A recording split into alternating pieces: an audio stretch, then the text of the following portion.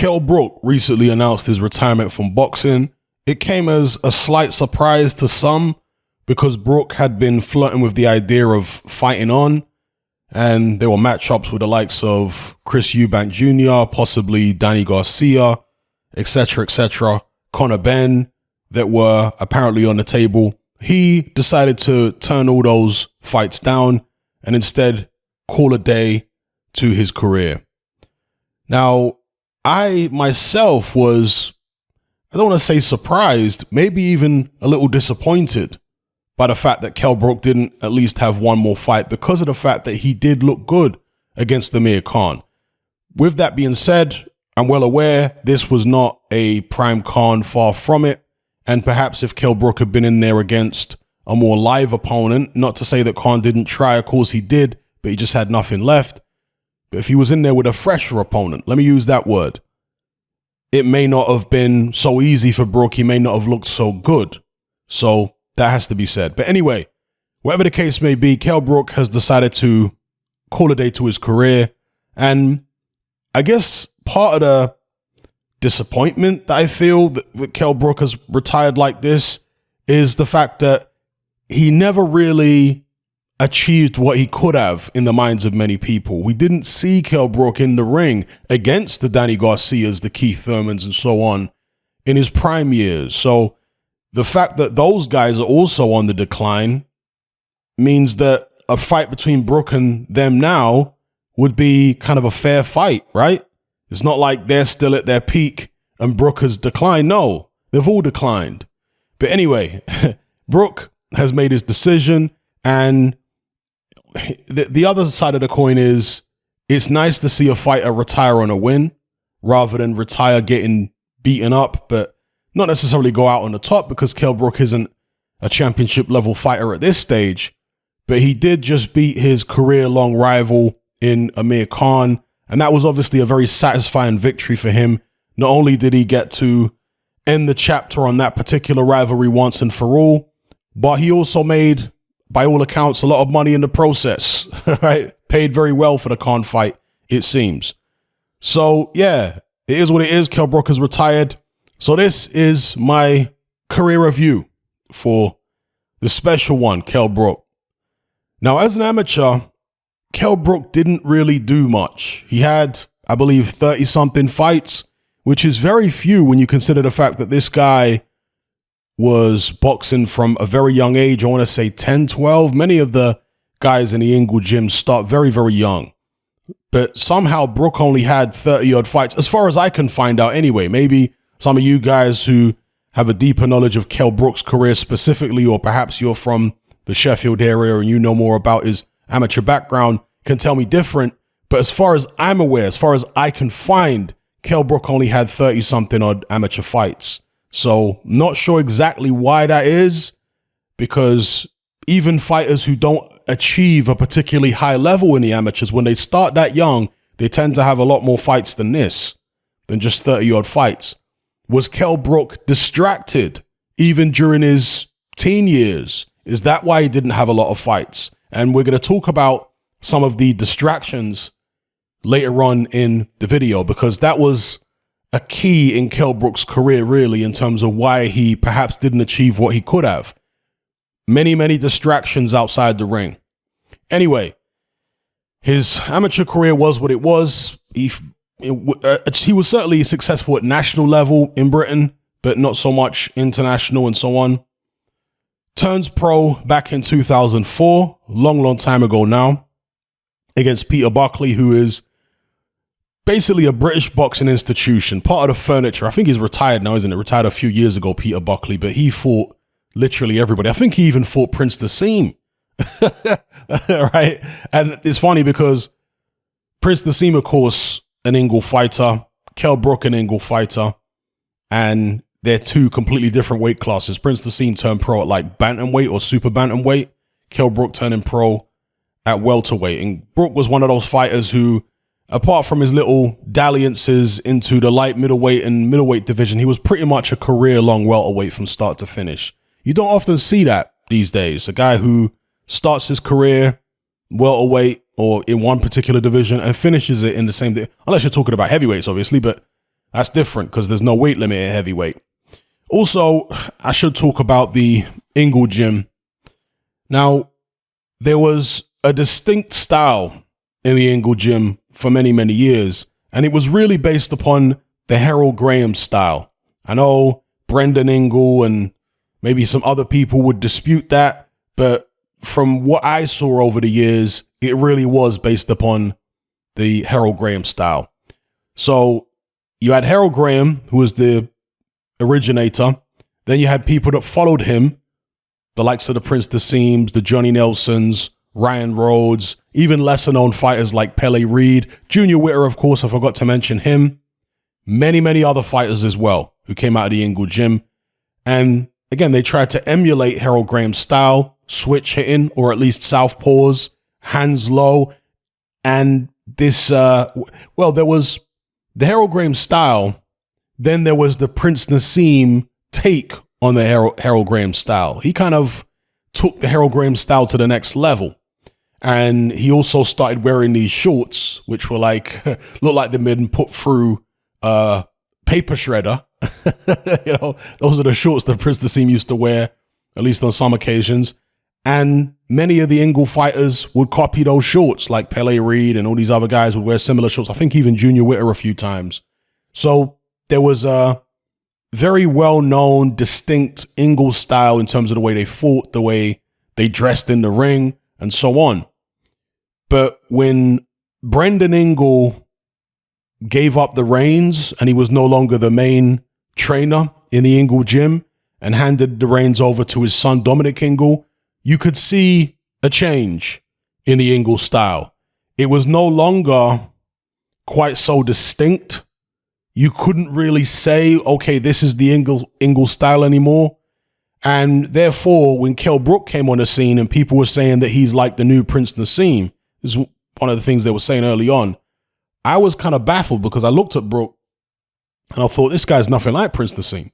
He doesn't have the typical Ingle style of Johnny Nelson, Naseem, Junior Witter, and so on. He doesn't box like that at all. Not even Ryan Rhodes, the old version of Ryan Rhodes, not the updated version of Ryan Rhodes, who did kind of transition more into the Dominic Ingle style rather than the Brendan Ingle style. So yeah, that baffled me a little. I was like, how is this guy like Prince Naseem? I don't get it. And maybe we'll talk about that a little bit more as we progress. But anyway, turns pro 2004 against journeyman Peter Buckley. And at this stage, I believe he was with Dennis Hobson. Did he turn pro with Hobson? Yeah, he did. Dennis Hobson. So turns pro with Dennis Hobson, has several fights with Hobson, and I think he had a few fights with Mick Hennessy as well, a couple fights in his early days. And because he didn't have a decorated amateur career, he's fighting on small hall shows. And when you fight on small hall shows, you see strange things like this happen. And I say strange because from the perspective of boxing fans out there who are used to seeing prospects on Frank Warren shows, Eddie Hearn shows, etc., they wouldn't normally see things like what I'm about to show you here. But on small hall shows, this is the norm, right? So we can see here Kell Brook fighting a guy called Ernie Smith. And this was his first fight with Frank Warren when he signed the contract with Warren. And it was a rematch. You see there, he fights Ernie Smith, 2005, the first time. Fights Jonathan Whiteman. Then after that, he rematches Ernie Smith. Bear in mind, Ernie Smith is just a journeyman. Look at his record, 11, 80, and 3. Kell Brook wins that over 6. Couple fights later, he rematches Ernie Smith the same year, right? Why would he do that? You can see there, points win over 4. Then he fights him again the next year.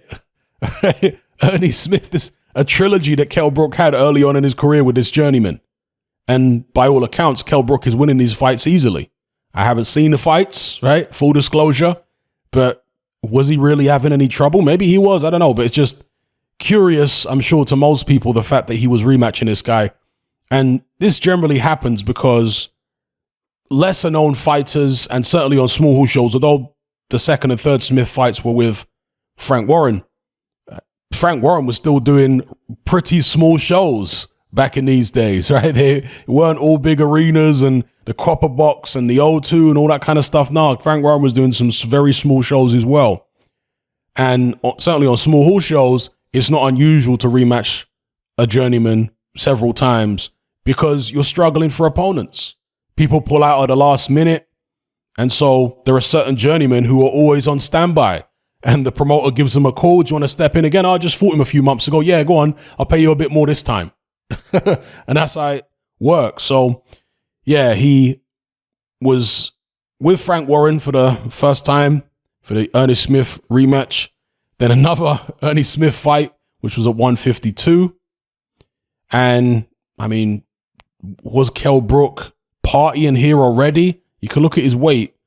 And look, in the early part of a fighter's career, they will often weigh above what they weigh later on. So, for example, if you're a guy who becomes a career-long welterweight, in some of your early fights, you might see fights where you weigh over 150 pounds, 155, etc. Because there's no real reason. You're not fighting for any titles or anything like that, and you're only fighting journeymen who are usually happy to just say, okay, whatever, I'll fight him even if he's way over the welterweight limit. So, yeah, fights several times here against Ernie Smith, David Kirk, David Kowalski, Barry Jones. That's not the Barry Jones that you know from BT and Box Nation, by the way. That's a different Barry Jones. He's moving up here, and you can see here, fights for the vacant British welterweight title against this Barry Jones chap, who was 15-1 at the time. Wins by 7th round TKO. Defends it against Kevin McIntyre. Defends it a few times. Michael Lomax. Michael Jennings. Some of you may be aware of Michael Jennings. Beats Michael Jennings. In fact, that may be the first time that I became aware of Kell Brook, was the Michael Jennings fight. Philip Coulty, another name that I certainly was familiar with. Stopped him in the 5th round. Lovemore and Do. Now, Lovemore and Do had been around the block, done so many things in boxing in terms of fighting well-known fighters and what have you. Kell Brook came in there, and very tough guy, by the way. Kell Brook came in there and beat him on a 12-round decision. Rafael Jakowicz, I think this might be around the time when he signed with Eddie Hearn. Was it? Or was it later on? Let me check here. So Lovemore and Do. Barry Hearn. Okay, yeah. So here's where he signed with Barry Hearn. Eddie and Barry. Was around the Lovemore and Do fight. I don't think it was the Coulty fight, was it? No. So that it was right there. So after the Coulty fight, he signs with Eddie and Barry Hearn.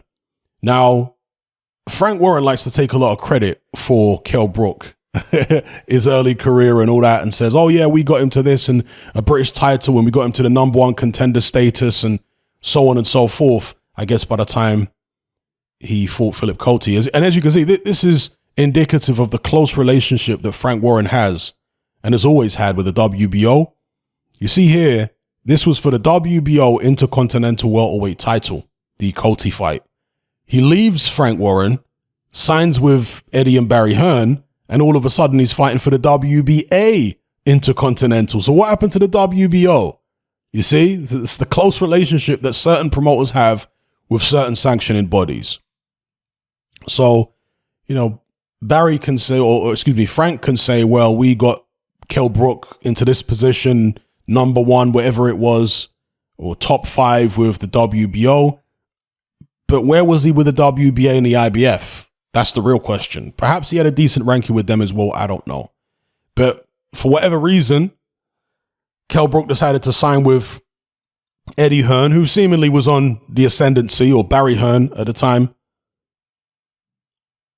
Lovemore and Do was the first fight with him. Jakowicz, Luis Galaza, Matthew Hatton. I remember that fight. Hatton down in the 9th round, as you can see there. But at this stage, there was a lot of fanfare among the hardcores.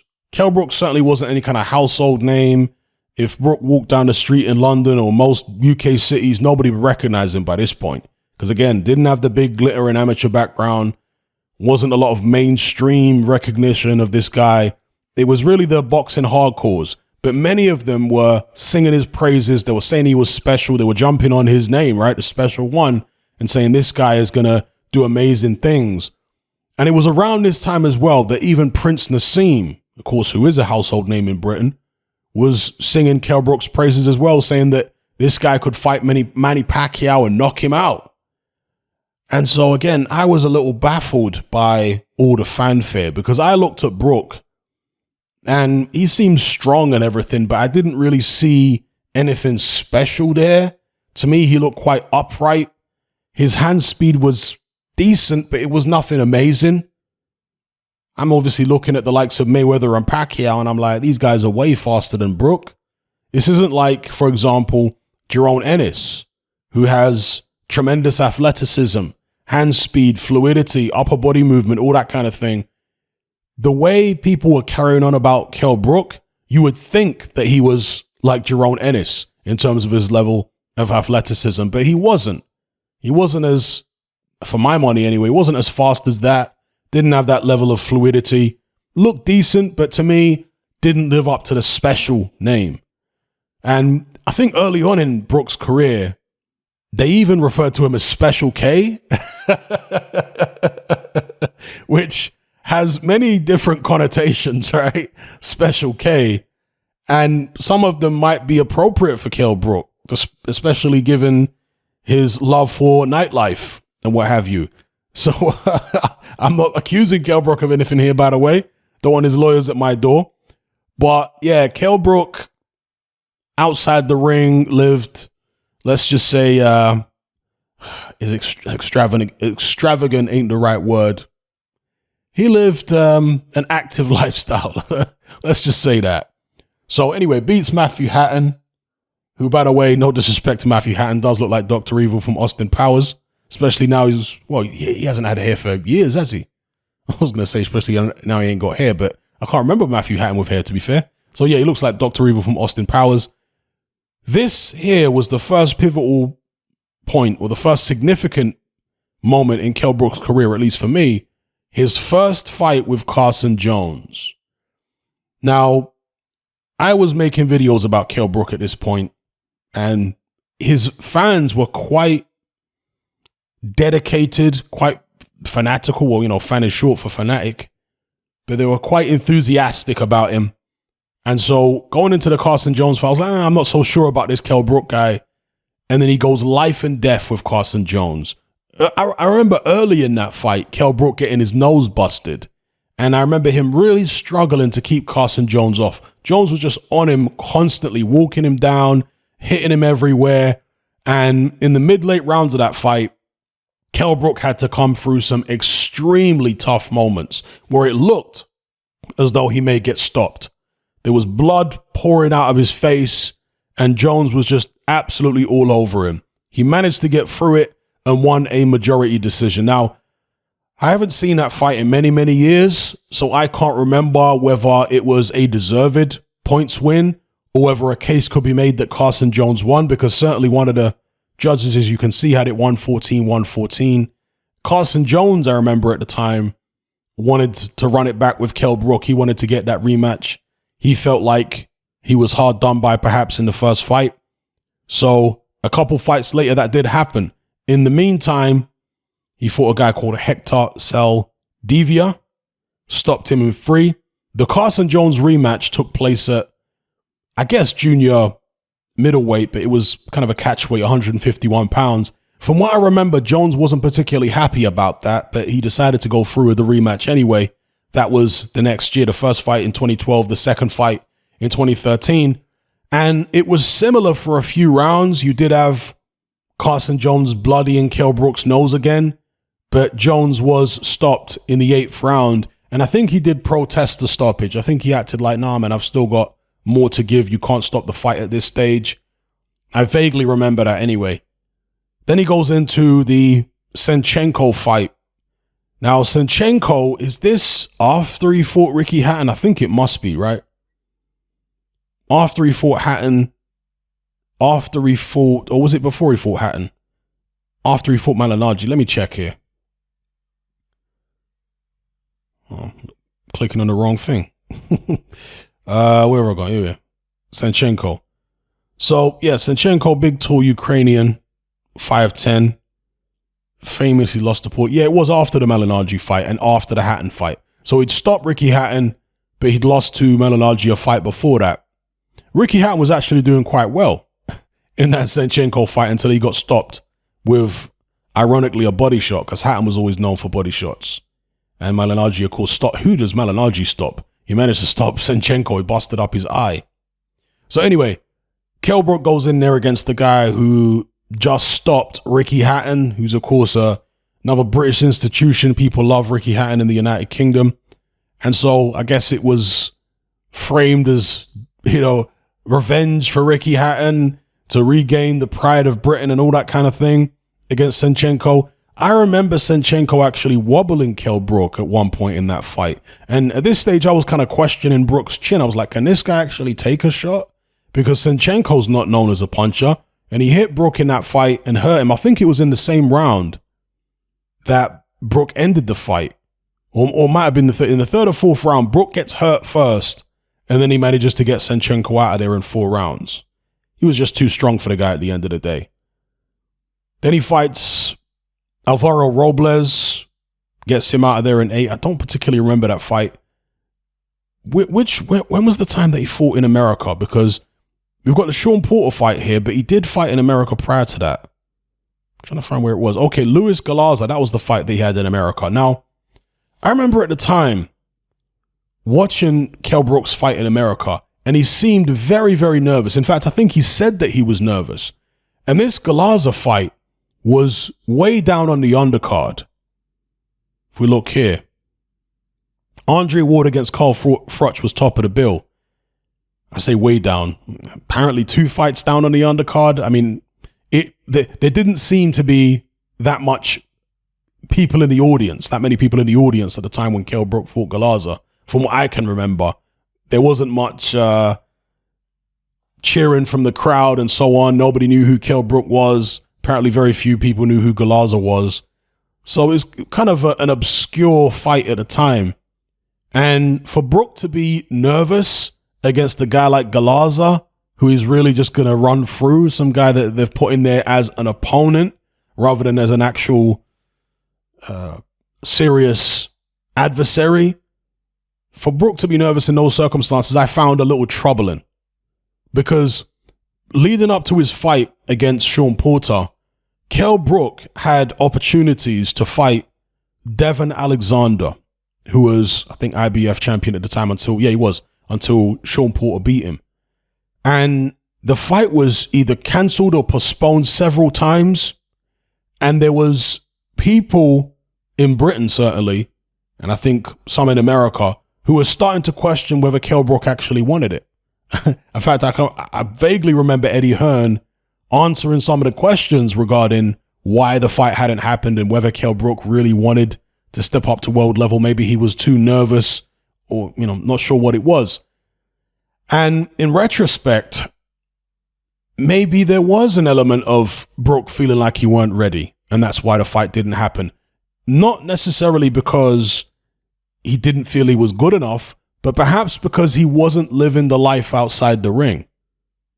Maybe that's why he felt like, okay, I need more time before I face Devon Alexander because I'm not living the life. He is living the life. And who knows what was going on with Brook? Was he partying a lot? Was he ballooning up and down in weight?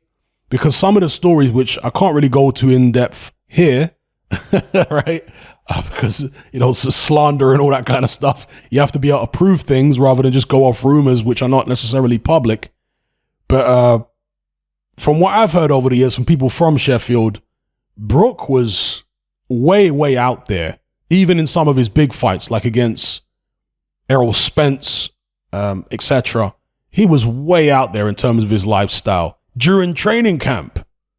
So, again, you do wonder with the Devon Alexander fight, which never happened, whether that was because Brook didn't want to go through with it because he didn't think he was ready physically.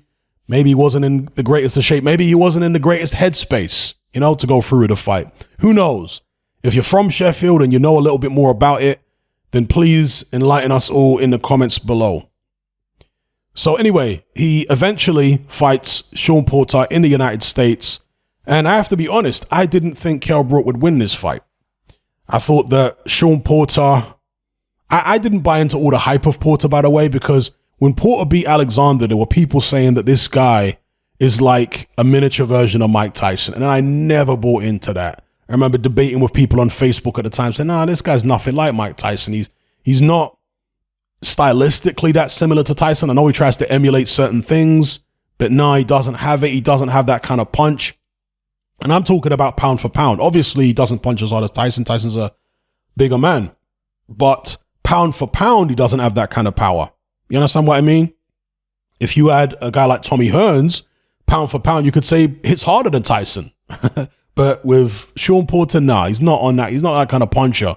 So I didn't see the comparison with Mike Tyson. He's just a short, aggressive guy, yeah, but he didn't have the kind of technique, didn't have the, well, I want to say skill. He was a better long-range boxer than Tyson, obviously, but as a pressure fighter, wasn't as skilled as Mike Tyson. So yeah, I didn't see all those comparisons. I didn't think Shawn Porter would be some long-reigning champion, to be honest. I know there were a lot of people getting carried away, but I never thought he'd be a long-reigning champion. However, I did think he'd probably have enough to beat Kell Brook, from what I remember anyway. Maybe my prediction video is still up there on my channel. But yeah, I thought he'd have enough to beat Kell Brook. But Kell Brook came away with a majority decision win over 10 rounds. And the 114-114 Dave Paris, isn't Dave Paris a British judge? He had it 114-114. Why is it being so slow here? Let's not even take any risks. I'm pretty sure Dave Paris is a British judge. Clicked on that and it wouldn't go anywhere. Adelaide Bird, infamously there. Max DeLuca, okay. They had more favorable scorecards to Brook, but Dave Paris, who I think is a British judge, had it 114-114. So then begins the reign of Kell Brook as IBF welterweight champion. Now, this was a frustrating time in Kell Brook's career because he felt, after beating Shawn Porter in the United States, that everything would just fall into place for him. And I think Eddie Hearn sold him that dream. Eddie Hearn probably believed that that would be the case, but it wasn't. Because after beating Porter, he then fought Jojo Dan. Dan may have been, I'm pretty sure he was, a mandatory, but it was a complete mismatch. Kell Brook went in there, smashed the guy to pieces. It was over in 4 rounds. And at the time, he was looking for, I think, the Keith Thurmans, Pacquiao's. I can't remember who was at the top at the time. Certainly Mayweather would have been there or thereabouts. Pacquiao would have been around. Keith Thurman was coming onto the scene somewhere around this time. But Kell Brook couldn't secure those fights. He was fighting the likes of Jojo Dan, Frankie Gavin, and I think he was supposed to fight somebody else rather than Frankie Gavin. I think the Frankie Gavin fight, from what I remember vaguely, was put together at fairly short notice. Gavin got in there. The fight was over in 6 rounds. Gavin, of course, was a good amateur, but as a professional, it really didn't translate at all, Frankie Gavin. And he was another guy who wasn't very disciplined and who lived less than Spartan lifestyle, let's just put it that way, outside the ring. So got rid of Frankie Gavin, and that was really seen as a farce, that fight. There were so many people that were upset about the fact that it was on pay-per-view. Can I click this? Will it go through? Or am I still having connection issues? Okay, I think we're still having connection issues here, people. So, yeah, the Frankie Gavin fight rubbed a lot of people up the wrong way. They thought that Eddie Hearn was taking the mick by making it a pay-per-view fight. In fact, in the run-up to the Frankie Gavin fight, I think there were people joking about, imagine if Kell Brook fought Frankie Gavin on pay-per-view. How ridiculous would that be? And then it ended up happening. I'm pretty sure. I want to click on it because we'd find out whether it really was a pay-per-view. But yeah, for some reason, this site is not appreciating my time at the moment. So let's avoid any issues. But I'm pretty sure that was a pay-per-view against Frankie Gavin. But maybe that was the big show. Was that the big show where they had Bellew Cleverly 2 on there? Was that show? And they had Brook Gavin at the top, or maybe that was another Kell Brook show. So, yeah, Frankie Gavin gets dispatched in 6, And people are looking at Kell Brook's reign, 2 defenses in, and they're thinking, where's he going here? Where are the big fights? Where are the unifications? Next fight, Kevin Bizier. I think this might have been another mandatory against Bizier. I forget now. I think it may have been another mandatory. And to Kell Brook's credit, he was trying to fight everybody, but everybody apparently weren't trying to fight him. I think even Tim Bradley turned down a fight against Kell Brook at one stage. And look, Tim Bradley was a warrior, but for whatever reason, maybe it was financial, maybe he had a better opportunity elsewhere, he decided to pass on the Kell Brook mandatory opportunity. And Brook was again left fighting the likes of the Gavins and the Biziers of the world. Now, at this stage here of Brook's career, he finally got the opportunity to have a unification bout, and it was against Jesse Vargas. Now, Vargas was obviously a guy who was difficult to tempt over to the UK. He wanted an enormous amount of money, and the negotiations between the two sides were very protracted. And towards the end of the negotiation period, it seemed that they'd come to an agreement. And I vaguely remember Eddie Hearn in certain interviews saying that Brook was going to get a lot less than Jesse Vargas, but he was willing to do that in order to get hold of the belt. Because once he gets hold of the other belt, it's going to be more difficult for the other champions in the division to ignore him. And therefore, he'll bring more to the table commercially, etc., and by way of credibility. So it seemed as though Brook was going to go through with the fight, but then suddenly, randomly, Kell Brook decides to drop the Jesse Vargas unification altogether at welterweight and follow in the footsteps of Amir Khan, who had recently fought Canelo Alvarez, step up to middleweight and fight Triple G Gennady Golovkin. Now, a lot of people blame Eddie Hearn for this. They say Hearn should have never allowed Brook to do this and, Brook to do that. I mean, Brook, by his own admission, put himself forward for this fight. When Amir Khan fought Canelo, according to Eddie Hearn, and I think Kell Brook as well, Brook immediately approached Hearn and said, get me Golovkin. If Khan's fighting the likes of Canelo, get me Golovkin. I'll fight Golovkin. And from what I remember, Hearn at the time said, okay, Kell, I mean, that's not a fight I'm really looking to make right now, but I'll bear it in mind, right? If the opportunity comes up. Now, of course, Chris Eubank Jr. was negotiating to fight Gennady Golovkin. Many people believe to this day that Eubank and his dad weren't serious about the fight and they were just clout chasing, but they dispute that, obviously.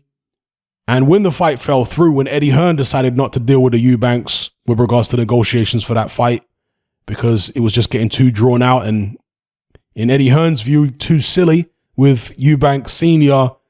wanting to pick who the commentators were and seat prices and all this kind of stuff.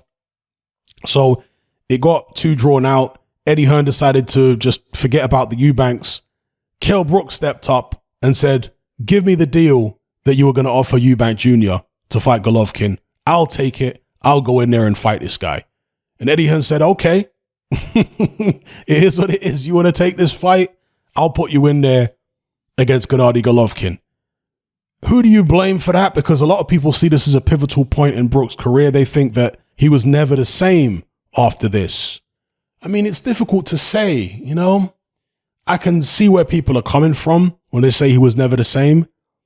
They look at the Errol Spence fight, and many people were blaming the Errol Spence defeat on the Gennady Golovkin defeat. They're saying that if he hadn't had the Golovkin fight, he would have beaten Errol Spence. Personally, I don't think so, but that's just my view, and we'll never know at the end of the day. But whatever the case may be, he gets in there against Gennady Golovkin, and he does okay for a couple rounds, but there was a sense of inevitability that Golovkin was going to get to him because he hurt Kell Brook quite badly in the first round. I think it was with a left hook, high on the head. Brook was wobbling all over the place, and I'd seen Brook wobble in fights before, but he'd never wobbled like that. And Golovkin just had daggers in his eyes going for the finish. And so in the end, Dominic Ingle stepped up on the ring apron and threw in the towel And Brook, of course, was left with a fractured eye socket in the fight, which he had surgery on. He had some kind of, I think, titanium plate put around his eye after the Golovkin fight.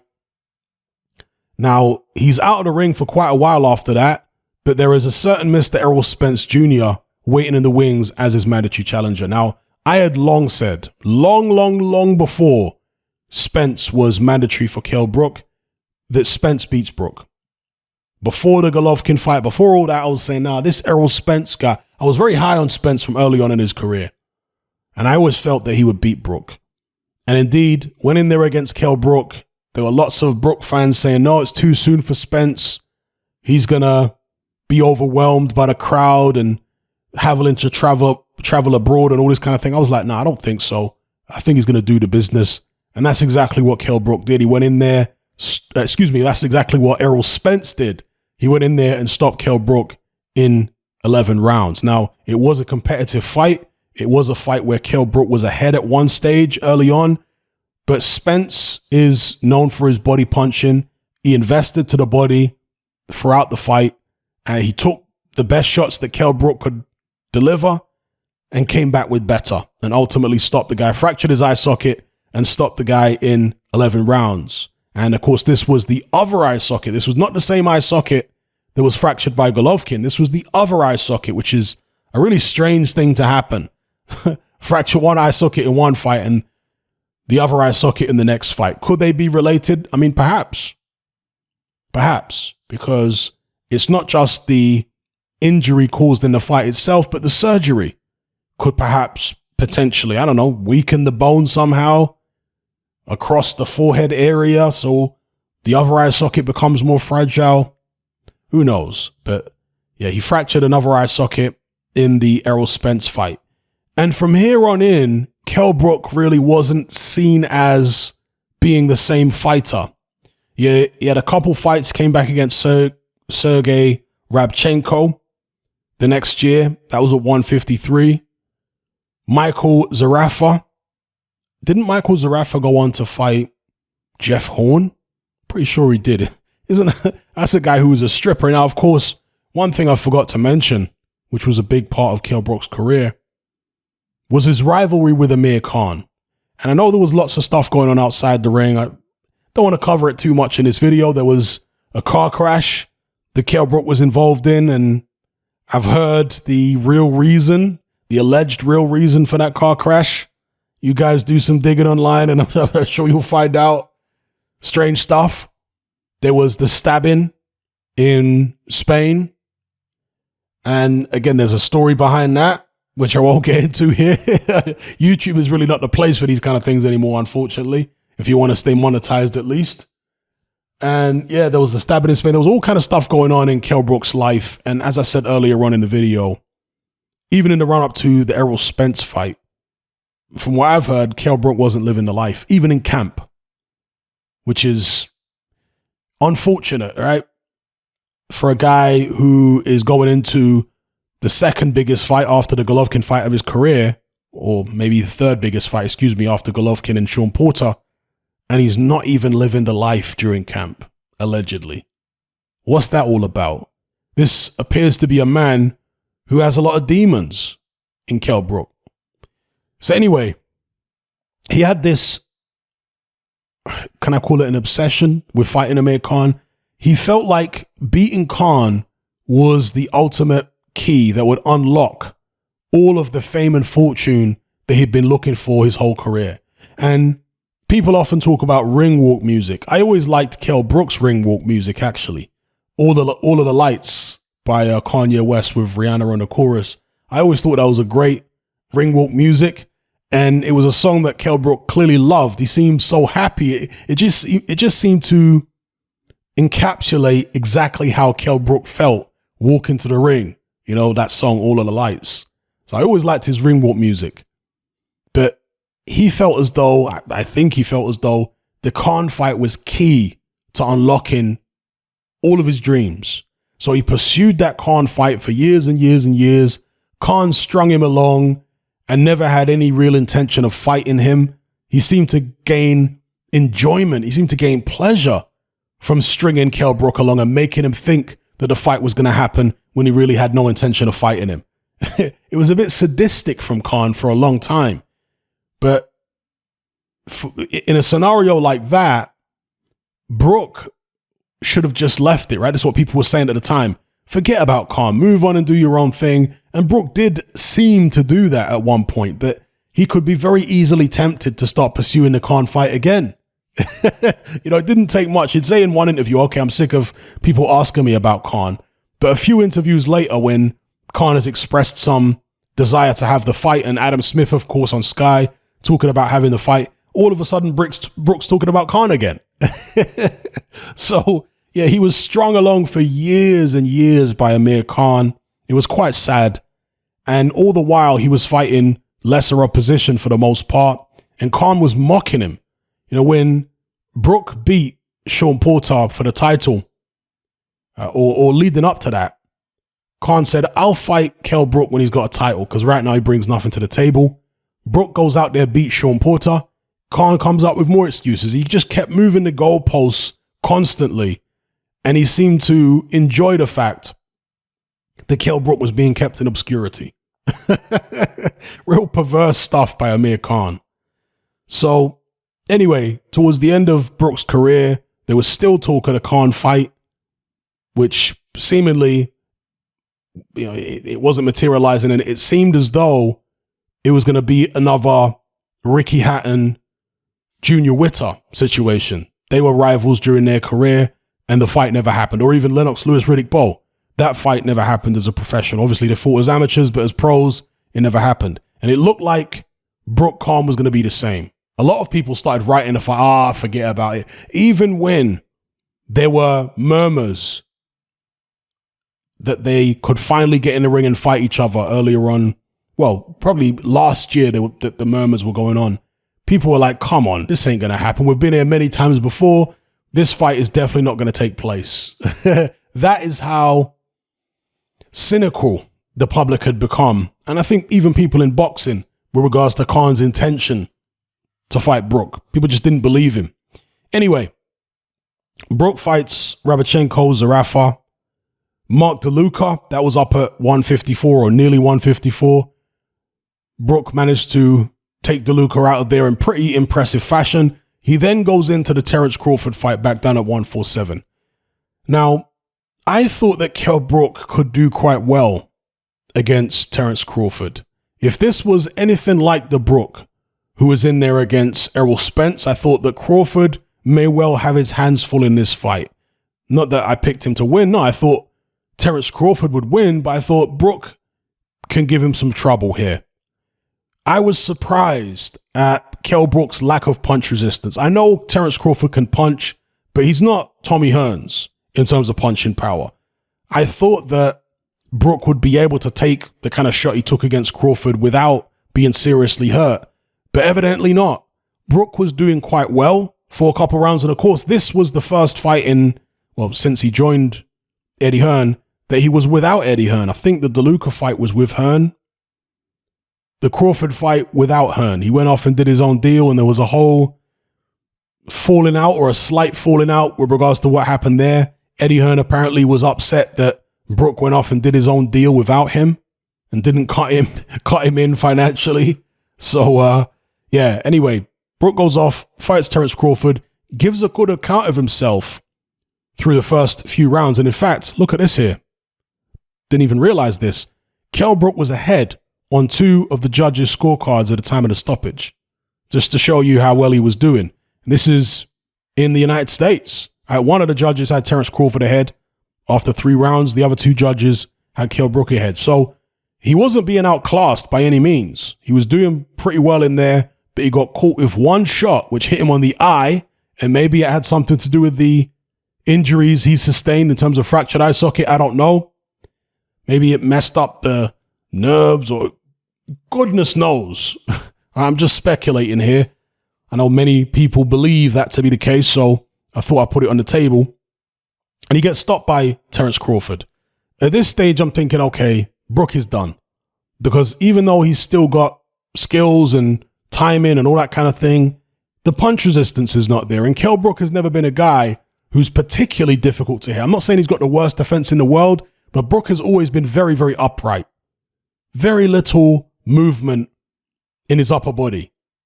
And so for a guy like that, particularly at welterweight where you got so many guys with speed and accuracy and timing, you're going to get clipped. And that's exactly what happened against Crawford. We found out his punch resistance weren't what it used to be, so I thought, okay, he's done now. Then finally he goes into the fight with Amir Khan. I couldn't believe when the fight got signed, it was surreal.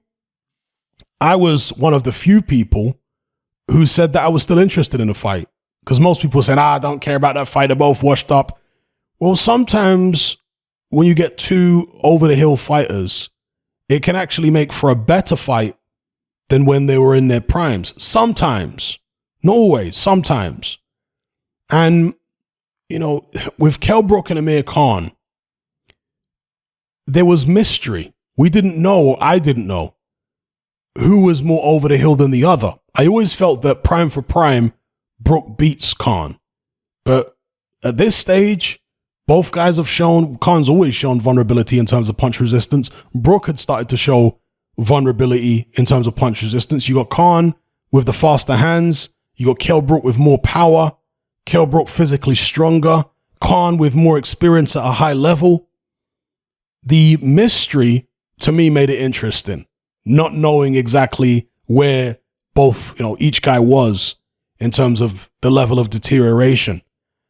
And when you've got two guys who are completely over the hill, the fight is not interesting. But with Amir Khan and Brook, they still had their athleticism.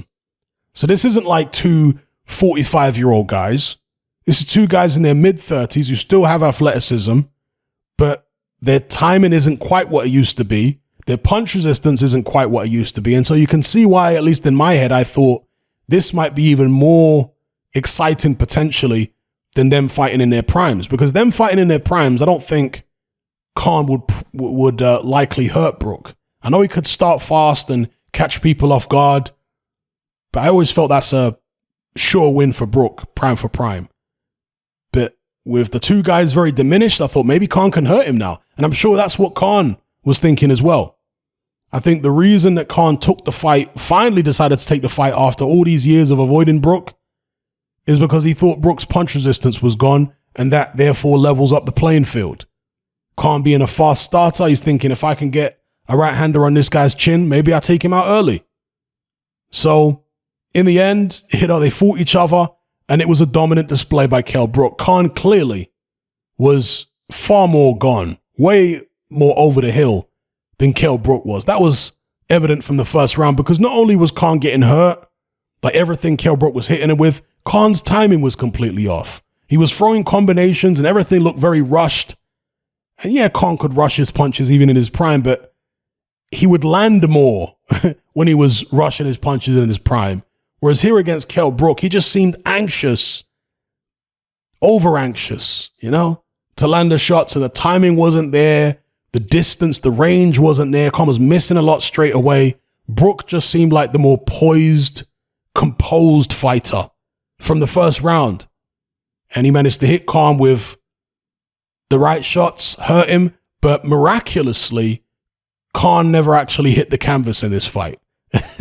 He did take a severe beating from Kell Brook. He was hurt on multiple occasions, but this was one of the few times when Khan was, I think this is the only time, isn't it? It's the only time that Khan was stopped where he never hit the canvas. All the other times that he was stopped, he hit the canvas. Not the only time that he lost where he didn't hit the canvas, because he lost against Lamont Peterson officially. I know a lot of people still dispute the scoring in that fight, but officially he lost to Peterson on points, never hit the canvas there. But every other time that Khan lost, he was down, apart from the Kell Brook fight. So I guess Khan can take one consolation, the fact that he lost to his bitter rival. He never got him on the canvas. So anyway, I'll leave it there. That is my career review for Kell Brook, the special one. On reflection, it is kind of disappointing that Brook never got those fights against the Garcias and the Thurmans and maybe even the Pacquiaos, the Mayweathers, those kind of people, because it would have been good to see him at the peak of his powers against those guys and just see what he could do. I wouldn't necessarily have picked him against most of those guys. Maybe against Danny Garcia. I might have picked him against Garcia. Keith Thurman, prime for prime. Probably lean towards Keith Thurman. Manny Pacquiao. With a faded version of Pacquiao, you might give Kell Brook a chance against him. It would have been interesting at least for a few rounds. So, yeah, it's kind of disappointing that those fights never happened for him. Whose fault is it? Is it more to do with Eddie Hearn and his inability to do deals? I tend to suspect it's not so much that, because he did manage to get Jesse Vargas at the end of the day, but Kell Brook decided to divert and fight Golovkin instead. Who does Kell Brook have to blame for that? It was his decision. He wasn't forced into the fight. He could have just stuck with the Jesse Vargas fight, taken the short end of the stick by way of the purses, and then with 2 belts, he's got more negotiating power against the other champions. Makes it more difficult, especially, again, Jesse Vargas, an American-based fighter. I think American-born. I know he's of Mexican heritage. Maybe American-born too.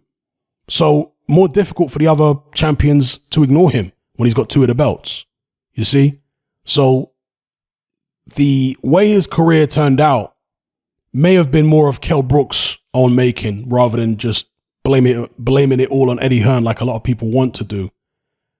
He made his own decisions. And of course, outside the ring, famously, Kell Brook did not live the life a lot of the time. Liked to party, liked to indulge in certain things that probably are not conducive to producing your best performance in a boxing ring. And there were periods of inactivity as well. So that was what that was in terms of his career. And this is why, again, as I said earlier on in the video, I was a little disappointed that Kell Brook called it a day here, because I still would have liked to have seen him against Danny Garcia or Keith Thurman at this stage, because I think those are reasonable fights for him. Those guys are not in their primes anymore. Danny Garcia took a beating, really, against Errol Spence, and Spence was nowhere near 100%. Danny Garcia's been talking about moving up to 154. Why not make Kell Brook against Danny Garcia at 154? Be plenty of money on the table, I'm sure. Perhaps Keith Thurman is looking at people above Kell Brook at this point, world champions and so on. So maybe Keith Thurman will be a more difficult opponent to secure, but surely Danny Garcia could have been a fight that could happen, you know? Would Danny Garcia travel to the UK? I think for the right amount of money, he probably would. So anyway, give me your thoughts on Kell Brook's career in the comment section below. As with the Amir Khan career review, I'm sure there's things I've missed, but I can't include everything, folks. This is not scripted. I didn't do a bag of research before making this video. It's all off the top of the head, going off memory in the spur of the moment. Obviously, I'm going to forget things. You don't need to mention them and say, well, you should have mentioned this. Hopefully, you guys enjoyed the video either way. Let me know what you think in the comments below. I'm out.